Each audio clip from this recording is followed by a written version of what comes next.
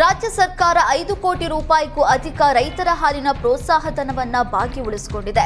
ಕರ್ನಾಟಕ ಹಾಲು ಒಕ್ಕೂಟ ಮಂಡಳಿಯಿಂದ ಬೀದರ್, ಕಲಬುರಗಿ ಹಾಗೂ ಯಾದಗಿರಿ ರೈತರಿಗೆ ನೀಡುವ ಹಾಲಿನ ಪ್ರೋತ್ಸಾಹಧನ 5 ತಿಂಗಳಿನಿಂದ ನೀಡದೆ ವಿಳಂಬ ಮಾಡುತ್ತಿದೆ.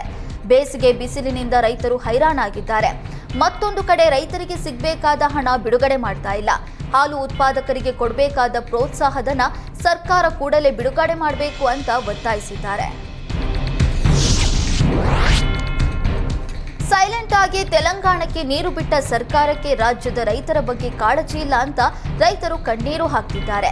ಬೇಸಿಗೆ ಆರಂಭದಲ್ಲಿಯೇ ಜಲಮೂಲಗಳು ಬತ್ತಿ ಹೋಗಿವೆ.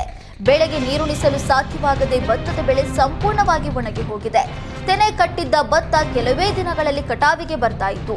ಭತ್ತ ಒಣಗಿದ್ದರಿಂದ ರೈತರು ನಷ್ಟಕ್ಕೆ ಒಳಗಾಗಿದ್ದಾರೆ. ಕೂಡಲೇ ಸರ್ಕಾರ ಹತ್ತಿಕುಣಿ, ಸೌದಾಗಾರ್ ಡ್ಯಾಂನಿಂದ ನೀರು ಬಿಡುಗಡೆ ಮಾಡಬೇಕು. ಹೆಚ್ಚಿನ ಪರಿಹಾರ ನೀಡಬೇಕು. ಇಲ್ಲದಿದ್ದರೆ ಇಡೀ ಕುಟುಂಬ ವಿಷ ಕುಡಿದು ಗದ್ದೆಯಲ್ಲಿಯೇ ಸಾಯ್ತೀವಿ ಅಂತ ರೈತ ಮಲ್ಲಪ್ಪ ಕಣ್ಣೀರು ಹಾಕಿದ್ದಾರೆ. ಬೇಸಿಗೆ ಸಮಯದಲ್ಲೇ ಧಾರವಾಡ ಜಿಲ್ಲೆಯಲ್ಲಿ 123 ಕುಡಿಯುವ ನೀರಿನ ಶುದ್ಧೀಕರಣ ಘಟಕಗಳು ಸ್ಥಗಿತವಾಗಿವೆ. ಗ್ರಾಮೀಣ ಕುಡಿಯುವ ನೀರು ಮತ್ತು ನೈರ್ಮಲ್ಯ ಇಲಾಖೆಯಿಂದ ಜಿಲ್ಲೆಯಲ್ಲಿ 467 ಶುದ್ಧೀಕರಣ ಘಟಕಗಳನ್ನು ಸ್ಥಾಪಿಸಲಾಗಿತ್ತು. 20 ರಿಂದ 25 ಘಟಕಗಳು ಸ್ಥಳಾಂತರ ಕಾರಣದಿಂದ ಸ್ಥಗಿತಗೊಂಡ್ರೆ ವಿವಿಧ ಕಾರಣಗಳಿಗೆ 50 ಘಟಕಗಳು ಸ್ಥಗಿತಗೊಂಡಿವೆ.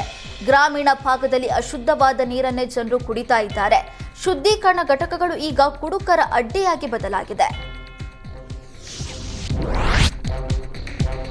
ಬೆಂಗಳೂರಿನಲ್ಲಿ ಚೀಟಿ ಹೆಸರಿನಲ್ಲಿ ಜನರಿಗೆ ಮಕ್ಮಲ್ ಟೋಪಿ ಹಾಕೋದು ಮುಂದುವರೆದಿದೆ.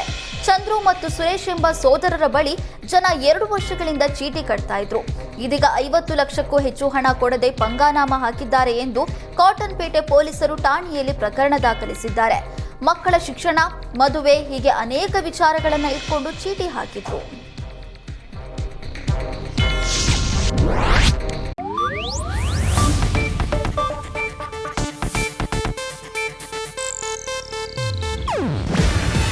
ಇದು ಏಷ್ಯಾನೆಟ್ ನ್ಯೂಸ್ ನೆಟ್ವರ್ಕ್ ಪ್ರಸ್ತುತಿ.